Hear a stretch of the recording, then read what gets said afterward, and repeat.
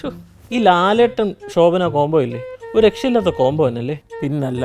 എടാ 55 സിനിമകൾ ഒരുമിച്ച് ചെയ്യാന്ന് പറഞ്ഞാൽ അത്ര ചെറിയ കാര്യമാണോ? ഇപ്പോൾ ഇത് 56ാമത്തെ പടം വരുന്നു. ഇത് നമ്മുടെ തരുൺമൂർത്തി ഡയറക്റ്റ് ചെയ്യുന്ന പടവും അത് ഉടനെ ഉണ്ടാവുമോ? ഉണ്ടോന്നോ? എടാ തൊടുപുഴയിൽ സിനിമയുടെ ഷൂട്ടിംഗ് ആരംഭിച്ചു.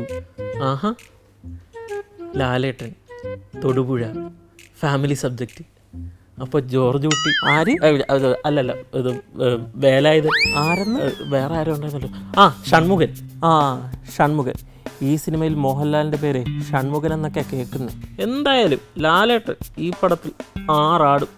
അത് പിന്നെ പറയാനുണ്ടോ? ലാലേട്ടൻ്റെ 360ാമത് ചിത്രം കൂടിയാണിത്. ഒരു മലയോര മേഖലയിലെ ജീപ്പ് ഡ്രൈവറായ ഷൺമുഖം എന്ന ഗൃഹസ്ഥൻ്റെ കഥയാണ് സിനിമ പറയുന്നത്. ഇതിനപ്പുറം ലാലേട്ടൻ ഫാൻസിന് എന്ത് വേണം? ഒന്നൊന്നൊരു അപ്ഡേറ്റ് അല്ലേ ഇത്? ഇനി തമിഴിൽ നിന്നുണ്ട് കുട്ടാ ഒരു കിടുക്കാച്ചി അപ്ഡേറ്റ്. അതേതാ? തലൈവർ 171, രജനീകാന്ത് ലോകേഷ് കനകരാജ് പടം. ടൈറ്റിൽ അനൗൺസ്മെന്റ് വീഡിയോ ഇപ്പോൾ അവർ റിലീസ് ചെയ്തിരുന്നു. കണ്ടായിരുന്നോ? ആ, മറ്റേ വാച്ചൊക്കെ കൈ കെട്ടിയിട്ട് ഒരു ഫസ്റ്റ് ലുക്കൊക്കെ വന്നില്ലേ, ആ പടമല്ലേ? പുള്ളി അതിനകത്ത് വാച്ച് മെക്കാനിക്കാ? ഇല്ല കണ്ണ, കൂലി. ഓഹോ. സൺ പിക്ചേഴ്സിൻ്റെ ബാനറിൽ കലാനിധി മാരനാണ് രജനീകാന്തിൻ്റെ 171ാമത് ചിത്രമായ കൂലി നിർമ്മിക്കുന്നത്.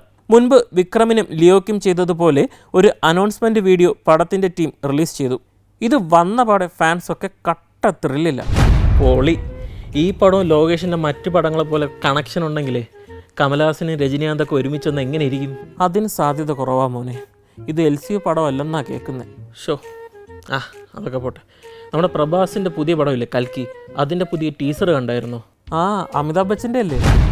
ഹിന്ദു പുരാണത്തിലെ ഏറെ പ്രാധാന്യമുള്ള കഥാപാത്രമായ അശ്വത്ഥാമയുടെ വേഷത്തിലാണ് സാക്ഷാൽ ബിഗ് ബി എത്തുന്നത്. പോരാത്തതിന് ഗ്രാഫിക്സിന്റെ സഹായത്തിൽ അമിതാഭ് ബച്ചന്റെ ചെറുപ്പകാലവും സിനിമയിൽ അവതരിപ്പിക്കുന്നുണ്ട്. അപ്പോൾ ഈ സീനിയർ താരങ്ങളൊക്കെ രണ്ടും കൽപ്പിച്ചാണ്.